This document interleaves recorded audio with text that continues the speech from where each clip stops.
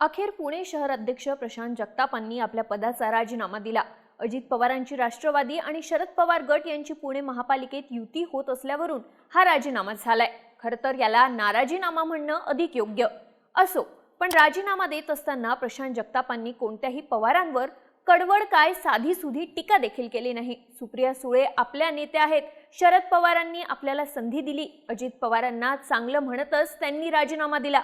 थोडक्यात पवारांच्या युतीला विरोध करत असताना कोणीही दुखावणार नाही याची काळजी त्यांनी घेतली।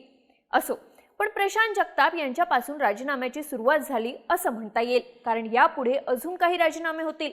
अजित पवारांची राष्ट्रवादी आणि शरद पवार गटाची युती झाली तर ही युती पुढे शरद पवार गट अजित पवारांच्या राष्ट्रवादीत मर्ज होण्यापर्यंत जाईल। अर्थात या समीकरणात अजित पवारांचं नेतृत्व शरद पवार मान्य करताना दिसतील। शिवाय भाजपची साथ अजित पवार सोडणार नाहीत, म्हणजेच अजित पवारांकडे राष्ट्रवादीचं नेतृत्व, सुप्रिया सुळेंकडे केंद्रातील जबाबदारी अशी नवी समीकरणं असतील। आता ही समीकरणं पवार गटातील प्रत्येकालाच मान्य होतील का? तर अजिबात नाही। त्यामुळे शरद पवार गटातले काही नेते अजित पवारांचं नेतृत्व मान्य करतील, पण मोठा गट थेट भाजप सोबत जाईल तर दुसरा गट काँग्रेसचा आसरा घेईल। नेमकं असं का आणि कोणते नेते कोणत्या पक्षात जातील समजून घेऊया या व्हिडिओमधून। नमस्कार, मी दिव्या आणि आपण पाहताय बोलभिडू। सुरुवात करूया ती अजित पवारांसोबत जुळवून न घेता थेट भाजप सोबत जाणाऱ्या नेत्यांबाबत। आता काही नेते भाजपमध्ये जातील असं आपण का म्हणतोय, तर त्याचं कारण या गटाची अजित पवारांसोबत जुळवून न घेण्याची मानसिकता। राष्ट्रवादीत फूट झाल्यानंतर नेतृत्वाची पोकळी या गटाने हेरली। पर्यायाने कालपर्यंत अजित पवारांचा आणि अजित पवारांच्या सोबतच्या नेत्यांचा अडथळा दूर झाल्याने या गटाचं महत्त्व वाढलं। ते महत्त्व या गटाने हेरलं आणि आपलं राजकारण सुरू केलं। अगदी स्पष्टपणे सांगायचं तर या गटाचं नेतृत्व एक प्रकारे जयंत पाटील करत होते। जयंत पाटील हे एकमेव सिनियर नेते शरद पवारांसोबत राहिलेले। पर्यायाने शरद पवार गटात जयंत पाटलांचं महत्त्व एक नंबरच्या नेत्यापर्यंत विस्तारलं।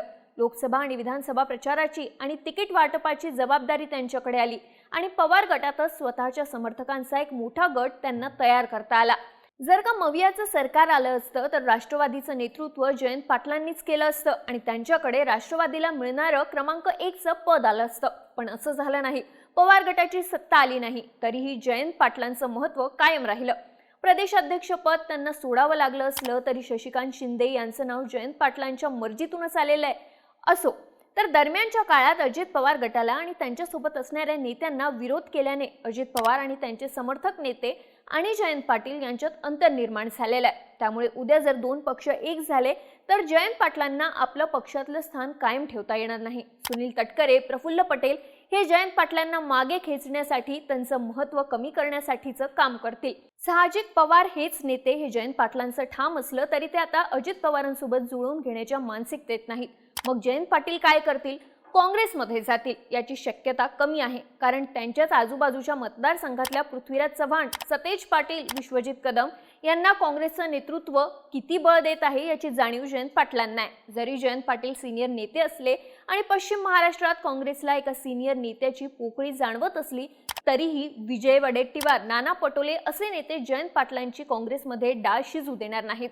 त्यामुळे जयंत पाटील आणि त्यांचे समर्थक काँग्रेसमध्ये जातील असं म्हणता येत नाही। या उलट जयंत पाटील थेट भाजपचा रस्ता पकडतील। याचं महत्त्वाचं कारण, थेट भाजप प्रवेश केला तर भाजप देखील अजित पवारांना चेकमेट करण्यासाठी जयंत पाटलांचा वापर करून घेईल। सत्तेसाठी आता कुबड्यांची गरज भाजपला नकोय, पण सत्तेसाठी छोट्या आधारांची गरज मात्र नक्कीच आहे। ही गरज जयंत पाटील भरून काढू शकतात। नेमकी कशी? तर तिकीट वाटपाची जबाबदारी जयंत पाटलांकडे होती। या निमित्ताने त्यांनी पवार गटात आपला एक गट बांधून घेतला। विधानसभेत भाजपला सोलापुरात यश मिळालं नाही। आत्ताच्या नगरपालिका निवडणुकीत देखील भाजप बॅकफूटवर फेकली गेली। आता जयंत पाटील समर्थक म्हणून मोहिते पाटील, अभिजित पाटील, राजू खरे, उत्तमराव जानकर अशी टीमच भाजपच्या हाती सापडते।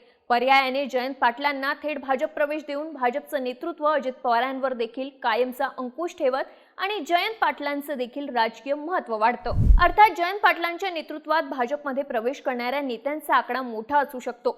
स्टँडिंग आमदारांपैकी म्हाड्याचे अभिजित पाटील, वडगाव शेरीचे बापूसाहेब पठारे, करमाळ्यातून नारायण पाटील, मोहोळमधून राजू खरे, माळशिरसमधून उत्तमराव जानकर असू शकतात। शिवाय खासदारांपैकी धैर्यशील मोहितेंसारखे खासदार देखील असू शकतात। शिवाय पक्षाचे पदाधिकाऱ्यांचा मोठा गट देखील जयंत पाटलांसोबत थेट भाजपमध्ये जाऊ शकतो। अर्थात ही निम्मी शकलं असतील, त्यानंतरचा एक गट थेट काँग्रेस सोबत जाण्याची भूमिका स्वीकारेल आता पवार गटातल्या नेत्यांचा एक गट थेट काँग्रेससोबत जाण्याची भूमिका का स्वीकारेल आणि यामध्ये कोणते नेते असतील हे देखील समजून घेऊ। काँग्रेसमध्ये जाण्याचं प्रमुख कारण असेल ते म्हणजे वैचारिक भूमिका। एकतर या नेत्यांच्या मतदारसंघात भाजपचे तुल्यबळ नेते आहेत, त्यामुळे भाजपसोबत गेल्यानंतर या नेत्यांची मतदारसंघात अडचण वाढेल। दुसरीकडे मुस्लिम दलित मतांचा आधार असणाऱ्या पुरोगामित्वाचं राजकारण करणाऱ्या या नेत्यांसमोरची अडचण मोठ्या प्रमाणात वाढताना दिसेल। पर्यायाने या नेत्यांचा कल काँग्रेससोबत जाणं हाच असेल।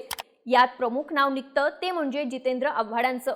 जितेंद्र आव्हाडांचा मोठा मतदार हा मुस्लिम आहे। पुरोगामित्वाची भूमिका अगदी टोकदारपणे त्यांनी सांभाळली आहे। आता हाच नेता अजित पवारांची भूमिका मान्य करून भाजपसोबत सत्तेत गेला तर आव्हाड कोणत्या तोंडाने भूमिका मांडणार आणि भाजप तरी कोणत्या तोंडाने ते मान्य करणार?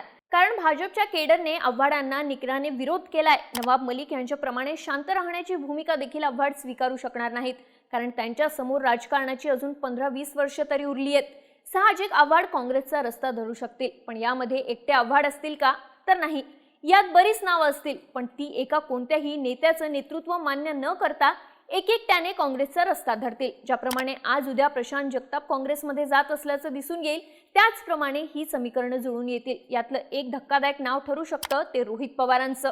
रोहित पवार हे पवार घराण्यातलं नाव। अजित पवारांनी त्यांना काहीही झालं तरी प्रोटेक्ट केलंय हे सरळ सरळ दिसून येतं। तरीही अजित पवार गटातले ज्येष्ठ नेते रोहित पवारांना किती स्वीकारतील, किती बळ देतील हा महत्त्वाचा मुद्दा। सुनील तटकरे, भुजबळ, वळसे पाटील अशा कितीतरी नेत्यांवर रोहित पवारांनी जोरदार टीका केलेली आहे। एक वेळ अजित पवारांसाठी हे नेते शांत होतील असं म्हणलं तरी लोक रोहित पवारांना किती स्वीकारतील हा महत्त्वाचा मुद्दा। कारण भाजपला आणि महायुतीला टोकाचा विरोध रोहित पवारांनी केलेला आहे। गेल्या वर्षभरात त्यांनी अनेक भाजपच्या नेत्यांना अंगावर घेतलंय। अर्थात भाजपने रोहित पवारांना स्वीकारलं तरी भविष्यातील राजकारणाचा विचार करता लगेच भूमिका बदलून शांत होणं रोहित पवारांच्या भविष्याच्या राजकारणासाठी कधीच सुरक्षित असणार नाही। या राजकारणामुळे ते निवडून येतील, पद मिळवतील, पण पॅन महाराष्ट्र उभा करत असलेली त्यांची प्रतिमा संपुष्टात येईल। त्यामुळे कदाचित लॉंग टर्मचा हिशोब लावता ते देखील काँग्रेसचाच रस्ता पकडतील। याच यादीतलं तिसरं नाव असेल ते रोहित पाटलांचं। रोहित पाटलांसमोर देखील राजकारणाचं बरंच आयुष्य आहे। आताशी त्यांच्या राजकारणाची सुरुवात झालेली आहे। विशाल, विश्वजित आणि रोहित अशी समीकरणं तयार होताना दिसतात। अशा वेळी लगेचच सत्ता, लगेचच पद याची गरज रोहित पाटलांसमोर नाही। दुसरीकडे काँग्रेसमध्ये देखील तरुण राजकारण्यांची स्पेस आहे। ही हेरून रोहित पाटील देखील शरद पवारांचा आशीर्वाद घेत आपल्याला काँग्रेसमध्ये गेलेले दिसू शकतात। थोडक्यात ज्यांचं राजकीय मूल्यच भाजपचा विरोध हे आहे, अशा लोकांना आपलं राजकारण टिकवण्यासाठी काँग्रेसशिवाय पर्याय नसलेला दिसतो। ते नेते काँग्रेसमध्ये प्रवेश करताना दिसून येतील। जर ज्या गटाला अजित पवारांची सोयरीक झालेली पटणार नाही किंवा अजित पवार गटातले नेते पटवून घेणार नाहीत, तो गट थेट भाजपमध्ये जाताना दिसू शकतो। अर्थात जोडून घेण्याच्या या निर्णयाचा फटका अंतिमतः राष्ट्रवादीलाच बसणार आहे हे नक्की। तुम्हाला काय वाटतं? अजित पवारांसोबत जुळवून घेतल्याने शरद पवार गटाची शक्ल उडतील का? तुमचं मत कमेंट करून सांगा आणि अशाच माहितीपूर्ण व्हिडिओसाठी बोलभिडूच्या YouTube चॅनलला सबस्क्राईब करायला विसरू नका।